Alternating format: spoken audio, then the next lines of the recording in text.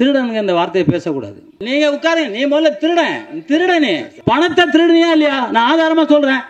அவங்க அடுத்த நீ யாரு முதல்ல, நீ யார பத்திரிக்காரன்? ஒரு காலத்துல இயக்குநர்களுக்கு எவ்வளவு மரியாதை இருந்துன்னு உங்களுக்கு தெரியும். இன்னைக்கு இயக்குநர்கள் அந்த மரியாதை இல்லை. அந்த விஷயத்துல ஒரு படத்தை அவர் எடுத்து தயாரிச்சு அதை இயக்கி நடிச்சிருக்கிறாரு. 4 கேரக்டர் நீ கண்டிப்பாக போய் பார்க்கணும். இல்லை தேட்டரில் எழுது, நல்ல ரிவ்யூ எழுதுங்க. அவருக்கு என்னுடைய வாழ்த்துக்கள். இந்த மேடை நான் வேறு விதத்துக்காக பயன்படுத்த நினைக்கிறேன். இன்றைக்கி தயாரிப்பாளர் சங்கம் மூலமாக ஒரு அமைப்பு ஆரம்பிச்சு அதுக்கு என்னுடைய வாழ்த்துக்களை தெரிவிச்சுக்கிறேன். அதை தாண்டி இன்னும் பலாயிரம் அதாவது தொழிலாளிகள் அங்கே இருக்காங்க பெப்சி யூனியனில். அவங்களுக்கெல்லாம் வாழ்வாதாரம் போயிடும். என்ன அப்படின்னு பார்த்தீங்கன்னா, தயாரிப்பு சங்கத்தில் யாரெல்லாம் உறுப்பினர் ஆகிறோ அவங்களுக்கு மட்டும்தான் அந்த வாழ்வாதாரம் இருக்கும். கிட்டத்தட்ட 50 ஆண்டு காலம் பழமை சங்கம் அது. தமிழக முதல் அவர்களுக்கும் இந்த சினிமாவில் தான் வந்திருக்காங்க. அவங்கள்ட்டும் சரி, தமிழக துணை முதல் அவர் சினிமாவில் தான் வந்திருக்காங்க. இந்த தொழிலாளர்கள், அதாவது தொழிலாளி இல்லைன்னா முதலாளியே இல்லை. நம்ம பழைய படத்தெல்லாம் பார்த்துருப்போம். ஒரு பண்ணையார் ஒருத்தர் நின்றுருப்பார், இந்த பக்கம் ஒரு 10 பேர் உட்காந்துட்டு இருப்பாங்க, ஒருத்தர் கீழே உட்காந்துருப்பாங்க. அங்கேருந்து ஒருத்தர் நடந்து வந்துட்டே இருப்பார். என்ன விஷயம்னு கேட்பார். இல்லை தம்பி, 10 ரூபா கூலி கேட்டோம், அதனால என்ன அடிச்சுட்டாங்க அப்படிம்பாங்க.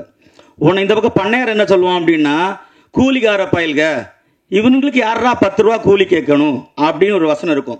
இந்த வசனத்தில் வர தம்பி யாருன்னு பார்த்தீங்கன்னா, எம்ஜிஆர்லேருந்து ரஜினி அவர்கள்லேருந்து கமல் ஆக்ஷன் ஹீரோ எல்லாம் ராமராஜன் அவர்களையும் அந்த தொழிலாளர்களுக்காக தான் இயங்கி இந்த திரைப்படங்கள் ஆக்ஷன் ஹீரோவாக இருந்திருக்காங்க.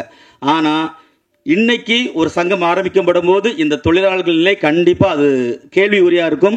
தமிழக அரசு இதுக்கு பிரச்சனையை தீர்வு காணணும்.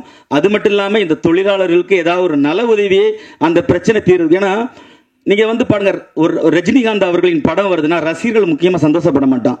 அந்த யூனியனில் இருக்கிற பெப்சி யூனியனில் இருக்கிறவங்க சந்தோஷப்படுவாங்க. என்ன காரணம் அப்படின்னா, 50 நாள் 100 நாள் அந்த வேலை இருக்கும். இப்போ விஜய் அவர்கள் நடிக்கிறதை விட்டுக்கிட்டு அரசியலுக்கு போயிட்டாங்க. அதனால எவ்வளோ அந்த சங்கத்தை நம்பி இருக்கிற தொழிலாளர்கள் நிறைய பேர் பாதிக்கிறாங்க. தயவுசெய்து இதை நீங்கள் தமிழக முதல்வருக்கு எடுத்துக்கொண்டு அந்த தொழிலாளருக்காக ஒரு கொஞ்சம் குரல் கொடுக்கணும். மேலும் அம்மா அவர்கள் சொன்னாங்க புதியவர்கள்லாம் வரணும் அப்படிங்கிறதுக்காக. நாங்களும் தான் காலம் கட்ட, அதாவது ஒரு பழமொழி சொல்லுவாங்க, கிழவன் எப்போ சாவான் தின்ன காலியாகும். நீ இளைஞர்கள், நாங்கள் இளைஞர் ஒரு பட்டாளமே இருக்குது. ஒரு கனவு கோட்டையை கட்டிக்கிட்டு இளைஞர்கள் இருக்கும். ஒவ்வொரு சங்கங்களும் சரி, ஒவ்வொரு தலைமுறையும் சரி. பாருங்களேன், பாகவதர்னு ஒரு நடிகன் இருந்தார், அவர் இடம் விட்டு எம்ஜிஆர் வந்தார். எம்ஜிஆர்னு ஒரு நடிகன் இருந்தார், அதை இடம் விட்டு ரஜினி வந்தார். இப்போ இடங்கள் விடவே இல்லை. நிறைய இளைஞர்கள் தங்களுடைய திறமையை வச்சு இந்த சினிமாவில் ஜெயிக்கொண்டு வராங்க. அவங்களுக்கு வழி விடுங்க. அது நடிக்கிறதுக்கு மட்டும் இல்லை, ஒளிப்பதிவு, இசையமைப்பாளர், எல்லா விஷயத்துலையும் சங்கங்கள் இப்போ நிறைய சங்கங்கள் பிரச்சனையிலே ஓடிக்கிட்டு இருக்கு. ஒரு காலகட்டத்துக்கு அதாவது ஆட்சிங்கிறது ஒரு 5 வருஷம் 10 வருஷம் இருக்கலாம். 30 வருஷமா ஒருத்தரையே ஆட்சி அதிகம் பண்ற மாதிரி இந்த சங்கங்களை தயவு செய்து முதியோர்கள், தயவுசெய்து நான் உங்களுக்கு கெஞ்சி கேட்டாடிக்கிறேன். உங்களால் ஒரு 10 வருஷம் இருந்துட்டீங்க, அதை வழிவிட்டு இளைஞர்களுக்கு கண்டிப்பா அதை செய்யணும். அப்பதான் இளம் தலைமுறைகள் நல்ல படங்கள் கொடுப்பாங்க. ஒரு இளைஞர் லோகேஷ் கனகராஜ் நல்ல படம் கொடுத்ததுனால தான் உடனே கூப்பிட்டு ரஜினிகாந்த் அவர்கள் அடுத்த படம் கொடுக்குறாங்க. நாயகனும் நாயகம் அழகா இருந்தாதான் படம் ஓடும் அப்படிங்கிற காலத்தை கட்டி கோலமாலு கோகிலான் ஒரு படத்தை ஒரு கொடுத்துருக்காங்க. இப்படி நிறைய இளைஞர்கள் இங்கே இருக்கிறார்கள். அவர்கள் வெளியே வராமல் இருக்கிறது கார்பரேட். அதுக்காக உதாரணத்தை சொல்லிட்டு நான் விடைகிறேன். இந்த மேடை நிறைய ஒரு பணத்தை கட்ட அடுக்கி ஒரே மனத்தில் என்ன அந்த பணம் அவனுக்குன்னு சொல்லுவாங்க. ஒரு மனத்தில் இடணும். பல இளைஞர்கள் ஓடோடி வருவான். அதை பணம் என்ன இருக்குது, கடைசியில் எப்படியாவது ஒருத்தன் அது பிறந்திருப்பான், எண்ணெய்க்கு துடிப்பான். கடைசியில் 10 நொடி இருக்கும், ஏன்னா 3 தாள் இருக்கும். அதை என்னமோ மணி அடிச்சிருவாங்க. அதான் கார்பரேட். இங்க ஒவ்வொரு இளைஞனும் இந்த கனவு கோட்டையை நோக்கி நகர்ந்து வருகிறான். அந்த நகர்வை தடுப்பது யார்? ஒவ்வொரு சங்கங்களும். சங்கம்னா என்ன? ஒரு கூட்டு முயற்சி. ஒருத்தருக்கு பிரச்சனை, 10 ஆட்டோக்காரங்க உட்கார்ந்து இருப்பான். அவன் ஒரு பிரச்சனை, மாப்பிள்ள அடிச்சாடவாடான் கூப்பிட்டு பிரச்சனையை சால்வ் பண்ண சங்கம்.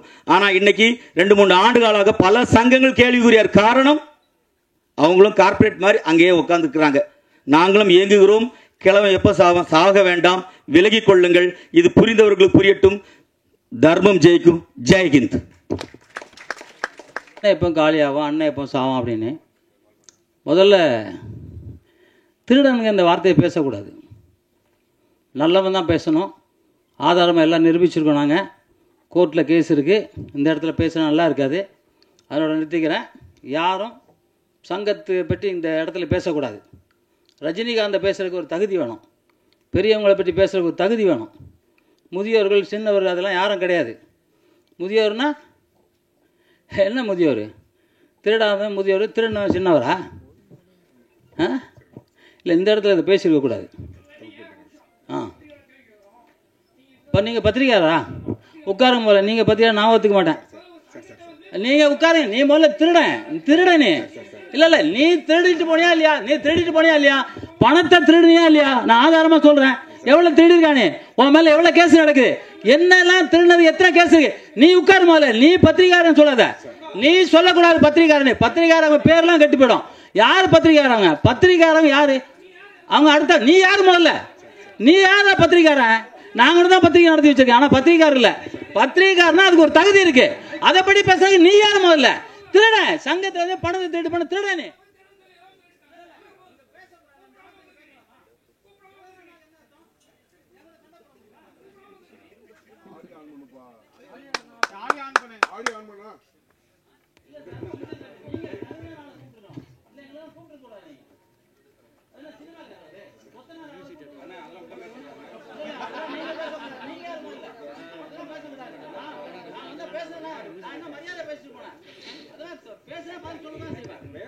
நிகழ்ச்சியை தொடர்ந்து பார்க்கலாம். அடுத்ததா யார் பேச போறாங்கன்ட்டு.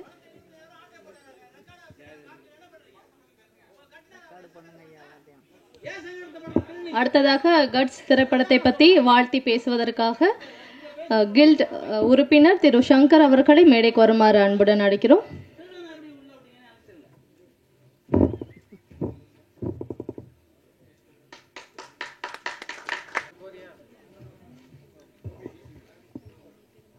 அனைவருக்கும் வணக்கம். மீடியா ரெப்ரசன்டேட்டிவ்ஸ், ஸ்டேஜில் இருக்கிற டிக்னிட்ரிஸ் எல்லாருக்கும் ரொம்ப வணக்கம். கட்ஸ், ஃபர்ஸ்ட் ஆஃப் ஆல் இந்த சான்ஸ் எனக்கு கொடுத்த ரைட்டர் டைரக்டர் ரங்கராஜ் சார் ரொம்ப ரொம்ப தேங்க்யூ சார். நான் செகண்ட் ஹீரோயினாக பண்ணியிருக்கேன்னு மேம் சொன்னாங்க. எஸ், ஆனால் கேரக்டருன்றது ஒவ்வொரு ஸ்டோரிக்கு ஏற்ற மாதிரி மாறும். ஸோ இதில் எனக்கு கொடுத்த கேரக்டர் என்னை பொறுத்த வரைக்கும் ரொம்ப ஒரு டிஃபிகல்ட்டாக நான் எஸ்டாப்ளிஷ் பண்ணியிருக்கிற ஒரு character. I was very blank. நான் உள்ளே போனப்போ அதுக்கான ஃபுல் சப்போர்ட் கொடுத்து எப்படி பண்ணும், என்ன பண்ணும், how should I portray the character எல்லாமே எனக்கு கற்றுக் கொடுத்த ரங்கராஜ் சார் ரொம்ப ரொம்ப தேங்க்யூ சார். ஒவ்வொரு இன்ச்சான ஒரு டீட்டெயில்ஸ் நீங்கள் எனக்கு கற்றுக் கொடுத்தீங்க. Yes, it is a new platform. எனக்கும் இது ஒரு நியூ பிளாட்ஃபார்ம். ஆனால் நீங்களும் இதில் ஒரு நியூன்றது அவ்வளோ ஈஸியாக என்னால் கண்டுபிடிக்க முடியல. ஏன்னா நான் என்ன பண்ணுன்றது என்னை விட பர்ஃபெக்டாக நீங்கள் எனக்கு நடிச்சு கற்றுக் கொடுத்தீங்க. அண்ட் அதான். And I just want to say thank you so much for the opportunity. Every one, all the dignitaries என்னை மென்ஷன் பண்ணதுக்கும், all the media representatives every ஒனுக்கும் ரொம்ப மென்ஷன் பண்ணதுக்கும் ரொம்ப தேங்க்யூ. கட்ஸ் படத்துக்கு உங்கள் சப்போர்ட் கண்டிப்பாக வேணும். ப்ளீஸ் உங்கள் சப்போர்ட்டை கொடுங்க. Thank you so much.